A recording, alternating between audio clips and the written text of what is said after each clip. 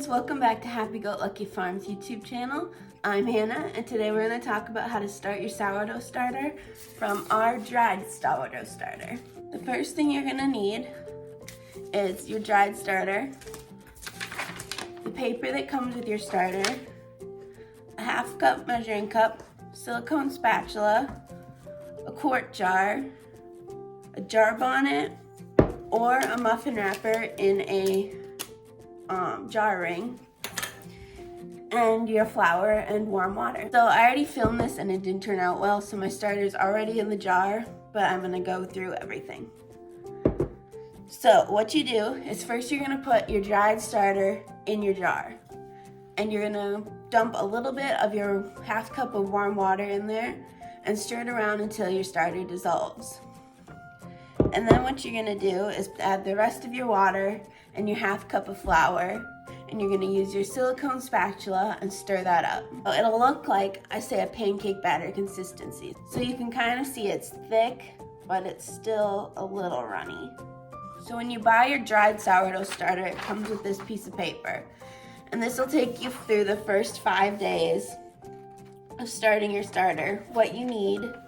And then it comes with this QR code, and this goes straight to my recipe book that I wrote.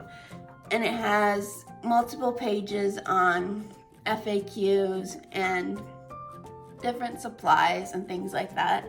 And then it has like 8 to 10 recipes for you to try with your starter. So after you've mixed it up and you put your jar bonnet on or your muffin wrapper, you'll let it sit in a warm place. So a few warm places you could do: on top of your refrigerator, on a fireplace mantle, in the oven with the light on, or I put mine just next to the oven.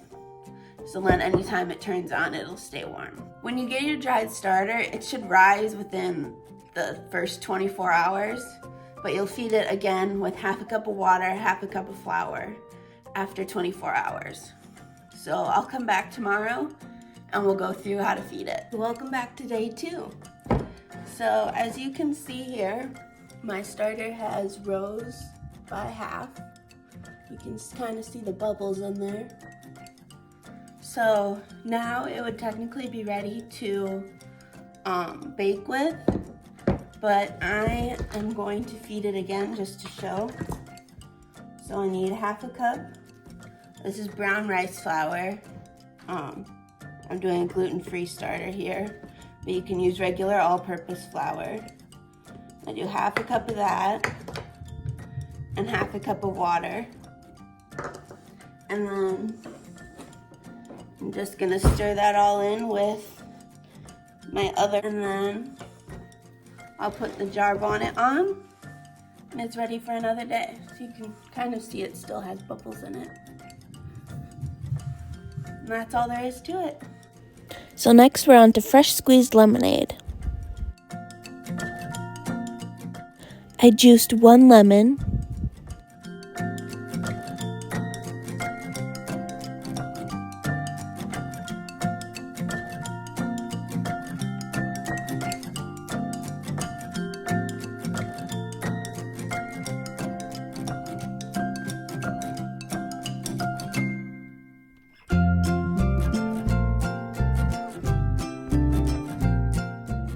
added 1/4 cup of organic cane sugar, then added 1 quart of cold water. Stir it all together and you have fresh squeezed lemonade. Day 3 after starting my starter, I decided it was time to make a loaf of sourdough bread. I started by adding 375 grams of warm water into my bowl. To that, I added 100 grams of sourdough starter. I mixed the water and starter together until it looked milky. To my starter and water mixture, I added 500 grams of all-purpose flour and 11 grams of salt. Now I use my Danish dough whisk and I mix the dough until it makes a shaggy dough.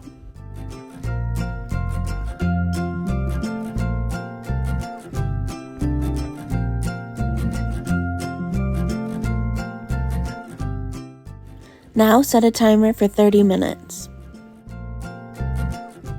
Now it's time for your first stretch and folds.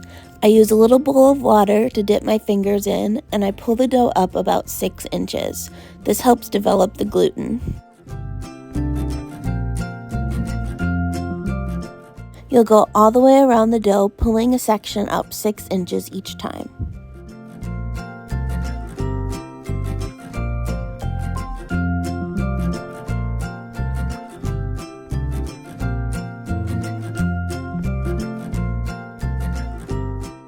And now set a timer for 30 minutes. After 30 minutes, it's time for your second set of stretch and folds. Just like the last time, you'll go all the way around the dough, pulling a little section up each time about 6 inches. You can already see my dough getting a lot softer and stretchier. And set another timer for 30 minutes. Once again, after 30 minutes of rest, it's time for the third set of stretch and folds. The gluten has developed a lot more by now, and you'll have a super soft and stretchy dough.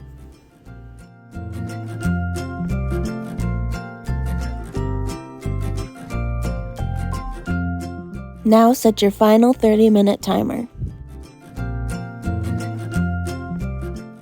And now it's time for your fourth and final set of stretch and folds. After another 30 minutes of rest, the gluten has developed so much more, and you have this super soft, stretchy dough.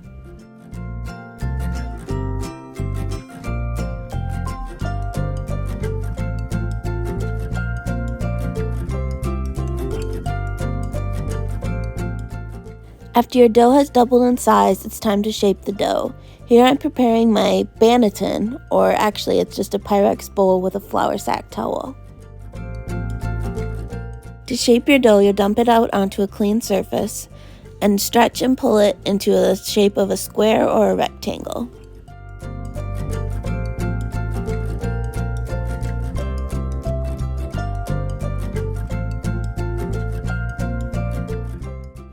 Next, you'll fold it into thirds and then roll it up starting at the bottom. What I'm doing here is creating tension in my dough. It's as simple as just pulling it towards you.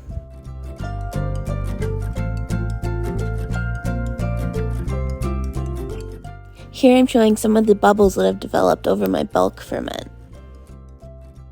And now I'll put my dough in my banneton and put it in the fridge overnight. The next day I preheat my oven to 450 with the Dutch oven inside.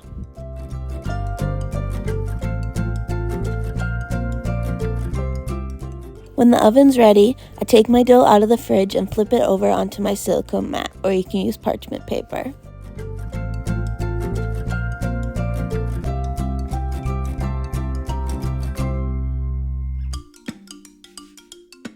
Next, I take my bread lame, or you can use a knife, and I put a slash through the top. After my bread is scored, I take it over and put it in my Dutch oven with the lid on.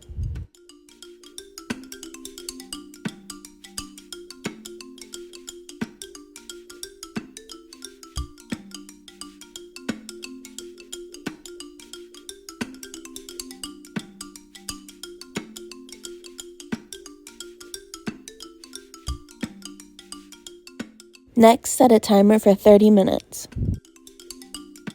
After 30 minutes, lower your oven temperature to 400 degrees and take the lid off your Dutch oven.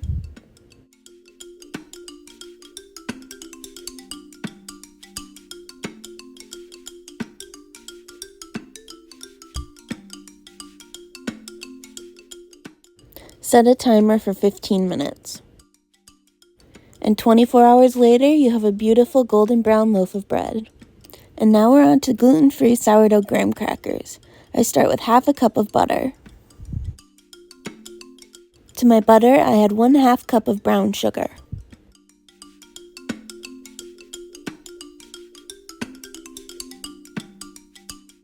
And 1/4 cup organic cane sugar.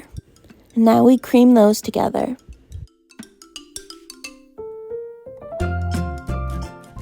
To that, I add 1 teaspoon of baking soda and 1 fat teaspoon of cinnamon. I don't shy away from spices here. I also add half a teaspoon of salt. And now just mix it all together. To that, I add 1 cup of starter. This can be active starter or sourdough discard. And then mix that in well. And now I add 2 cups of my gluten-free 1-to-1 flour mix. You could also use a regular all-purpose flour here.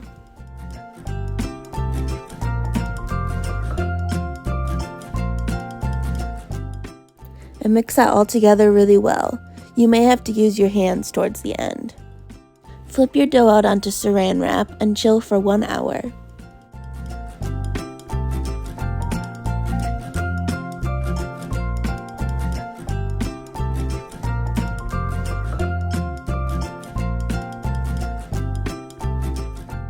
After your dough is chilled, roll it out 1/4 to 1/2 inch thick and cut it with your cookie cutters or into squares.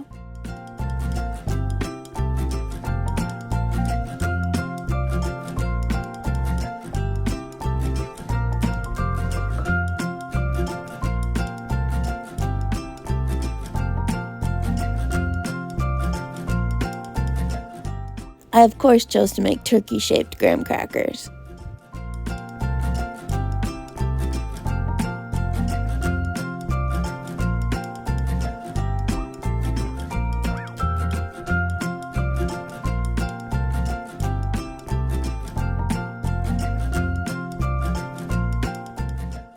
For a crunchier cookie, you can poke holes with a fork.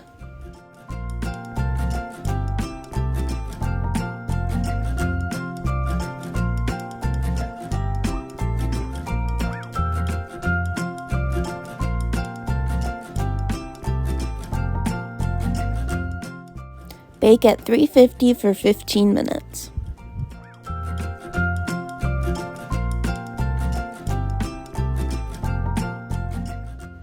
I also filled up the incubator with all sorts of eggs. We're hoping to have some Royal Flush hybrids, Silkies, and Standard Cochins coming soon.